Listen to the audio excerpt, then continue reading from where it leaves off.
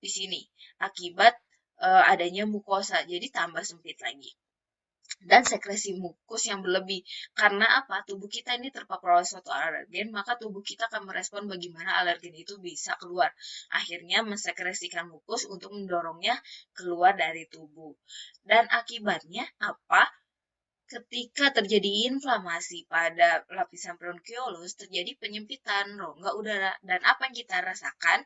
Bisa batuk, sesek, dan juga mengi sebagai gejala dari asma. Nah, itu batuk, sesek, dan mengi yang harus kita tekan sebagai uji aktivitas dari obat asma. Gitu. Nah, ini ya suatu reaksi alergi itu bisa menyebabkan asma. Nah, asma ini bisa dipengaruhi oleh beberapa faktor dari luar ya. Yang pertama akibat suatu sensitisasi respon dari alergen. Lalu adanya polusi udara, lalu adanya bakteri, lalu terjadi infeksi pada sistem saluran pernafasan atas, yang dimana infeksi ini bisa menyebabkan kerusakan pada sel-sel paru, akhirnya berimbas pada terjadi peradangan sampai ke bronkiolus, akhirnya terjadi asma atau sesak nafas. Ini adalah contohnya ya, proses reaksinya. Jadi yang pertama, alergen ini akan terhirup oleh rongga hidung. Di sini ada silia, namun misalnya si alergen itu bisa tembus melewati silia, masuk ke dalam rongga trakea, bronkus, bronkiolus, dan akhirnya di sana ada epitel yang mengenali suatu alergen. Nah, epitel tersebut akan mengaktifasi sel-sel imun dalam membentuk suatu antibodi. Nah, antibodi ini akan merespon alergen. Nah, di sini kan sel imun tuh banyak ya. Ada sel mas, sel yang bagian dari sel basofil, lalu sel eosinofil, ada T helper dan lain-lain, akhirnya memberikan suatu respon, diantaranya menyebabkan suatu reaksi sesak nafas. Atau itu yang biasanya pada sistem pernafasan. Namun pada kulit, kalian pernah dengar kaligata. Nah, itu gatal-gatal di bagian kulit, itu juga akibat suatu reaksi alergi. Nah, tidak hanya oleh disebabkan yang terhirup, tapi yang suatu rangsangan pun bisa. Contohnya, udara panas yang ekstrim, atau udara dingin yang ekstrim, itu pun bisa menyebabkan suatu reaksi alergi. Nah, tadi kita sedikit bahas ya kenapa semakin kecil ukuran partikel, semakin bisa masuk ke dalam dan menyebabkan penyakit yang lebih parah. Nih, kalau misalnya partikelnya lebih dari 10 mikrometer, dia hanya mencapai mukosa hidung atau di tenggorokan. Akhirnya cuma menyebabkan rinitis, alergi.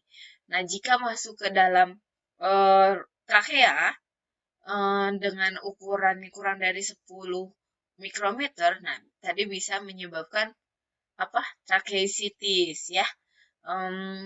Lalu masuk lagi ke bronkus dan bronkiolus. Nah, yang sampai ke alveoli itu adalah partikel dengan ukuran kurang dari 1 mikrometer dan bisa menyebabkan apa? Di sini bisa menyebabkan kerusakan pada sel paru atau jika senyawanya bersifat karsinogen bisa menyebabkan tumor yang akibatnya terjadi metastasis menyebabkan kanker pada paru-paru. Segitu, jadi kenapa pentingnya silia di rongga hidung dan juga proses adanya sel epitel. Jadi di situ adalah untuk menyaring alergen yang masuk ke dalam tubuh, terutama untuk menghambat suatu partikel dalam menyebabkan reaksi atau penyakit di sistem pernafasan. Nah, kita bahas sedikit terapi alergi yang biasanya digunakan. Yang paling terbaru adalah ini, spesifik imunoterapi, yaitu contohnya adalah omalizumab. Nanti kita akan bahas lebih rincinya. Yang kedua, ada kromolin. Di sini adalah berfungsi dalam menstabilisasi membran sel mas. Dimana kita ketahui sel mas ini dapat berdegranulasi atau pecah ketika teraktivasi oleh suatu alergen yang masuk, akhirnya melepaskan histamin dan leukotrien, di mana ketika histamin dan leukotrien ini berikatan dengan reseptornya, jika histamin adalah reseptor H1 dan leukotrien adalah reseptor leukotrien, akan menyebabkan suatu reaksi alergi. Nah, kalau di bronkiolus menyebabkan kontriksi dan juga hipersekresi mukus yang menyebabkan susahnya untuk bernafas. Jadi obatnya ada di tahap awal, yaitu menghambat IgE berikatan pada reseptor yang ada di sel mas, yaitu omalizumab yang merupakan monoklonal antibody. Lalu ada penstabilisasi membran. Nah, ada yang juga menghambat ikatan dari produknya, yaitu histamin. Jadi biar histaminnya tidak berikatan dengan reseptornya, antihistamin dan juga anti-leukotrien. Kita bahas sedikit tentang omalizumab. Jadi omalizumab ini adalah monoklonal antibody. MAB itu singkatan dari monoklonal antibody. Jadi omalizumab ini akan beredar pada sistem peredaran darah dan berikatan dengan IgE. Nah, IgE ini akan terbentuk ketika tubuh kita terpapar suatu alergen. Nah, IgE ini tadi kan di gambar sebelumnya, IgE ini akan berikatan dengan sel mas yang akhirnya menginduksi proses degranulasi. Nah, ketika ada omalizumab, si IgE ini akan dihambat, akan diikat oleh omalizumab, akhirnya tidak bisa berikatan dengan sel basofil. Akhirnya proses stimulasi degranulasi sel mas ini dapat dihambat. Akhirnya tidak terjadilah proses pelepasan mediator inflamasi, itu histamin dan juga leukotrien. Akhirnya gejala dari suatu efek alergi itu tidak akan terjadi, seperti proses kekambuhan asmanya akan dihambat. Nah, omalizumab ini biasanya digunakan pada pasien dengan respon alergi yang sangat parah. Jadi dia itu memiliki sensitivitas sangat tinggi. Makanya sampai diberikan terapi monoklonal antibody, namun masih jarang digunakan di Indonesia karena masih mahal harganya.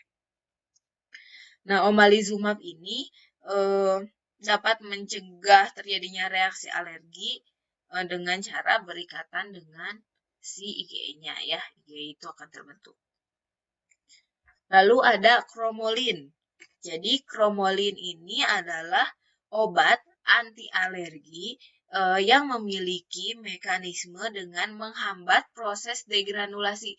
Jadi kan sebenarnya proses degranulasi sel mas itu tidak hanya dengan aktivasi IgE yang tadi ya, yang dapat dihambat dengan omalizumab, tapi juga dengan aktivasi kanal kalsium oleh kalsium. Nah, jadi kalau kromolin ini dia bekerja menghambat di sisi lainnya, yaitu menghambat proses degranulasi sel mas dalam pelepasan histamin dan mediator alergi lainnya dengan cara menghambat kanal kalsium pada membran sel. Nah, ini ya, jadi di sini tuh ada kanal kalsium yang akan dihambat oleh kromolin. Jadi si kromolin ini menduduki atau menutupi si kanal-kanal kalsium ini, di mana kalsium ini tidak bisa masuk ke dalam sel mas. Akhirnya sel masnya tidak terjadi degranulasi. Ini lebih ke mekanisme ya. Jadi karena prosesnya lebih ke molekular, dia menghambat kanal kalsium ya, kalau yang tadi menghambat IgE berikatan pada reseptornya. Jadi kalau mau lihat ini biasanya pengen melihat uji aktivitas di kanal kalsium atau IgE bisa dengan ELISA atau juga dengan Western blot atau juga dengan immunofluorescence. Jadi kromolin dengan menghambat kanal kalsium yang diduduki oleh kromolin akhirnya tidak terjadi proses degranulasi, maka proses hipersekresi mukus lalu gatal-gatal di hidung dan proses sneezing atau bersin-bersin ini bisa dihambat. Akhirnya gejala dari proses alergi tidak terjadi. Lalu yang selanjutnya adalah antihistamin. Nah, ini lebih familiar dan paling banyak digunakan pada terapi alergi, di mana antihistamin ini ada 3 generasi, ada generasi 1, 2, dan 3. Nah, yang paling banyak digunakan adalah generasi 2 dan 3, yaitu cetirizine, loratadine, dan fexofenadine. Nah, yang paling terbaru adalah fexofenadine. Ini generasi 3. Kenapa paling banyak digunakan generasi 2 dan 3, sedangkan generasi 1 seperti kalian tahu pernah dengar chlorpheniramine maleate. Dia itu memiliki efek terhadap reseptor lainnya. Sedangkan kalau generasi 2 dan 3 lebih spesifik. Akhirnya efeknya lebih hanya pada reseptor H1. Sedangkan kalau promethazine dia mempengaruhi reseptor alpha adrenergic, bisa menyebabkan hipotensi atau efek tachikardi. Lalu efek ke cholinergic juga ya, ke efek serotonin meningkatkan nafsu makan. Nah, kalau cetirizine, loratadine, dan fexofenadine, efek sedatifnya lebih rendah dan sensitivitas terhadap reseptor histamin lebih tinggi.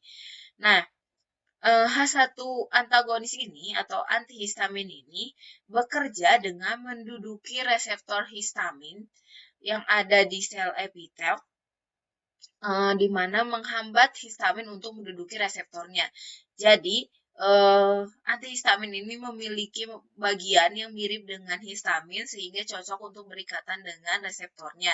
Akhirnya, histaminnya secara kompetitif terhalangi oleh antihistamin. Akhirnya efeknya tidak terjadi seperti reaksi inflamasi akibat alergen berkurang, rasa gatal, rinitis juga bisa berkurang.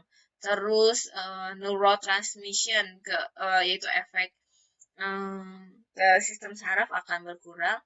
Namun efek kantuknya masih ada ya, namun tidak sebesar CTM. Nah, efek langsung kepada sistem pernafasannya adalah antihistamin ini bisa menurunkan hipersekresi mukus di hidung, lalu menghambat gatal, jadi sama kayak kromolin karena mereka mekanismenya sama ya. Kalau omalizumab di IgE, kromolin di kanal kalsium. Nah, antihistamin ini di tahap selanjutnya jika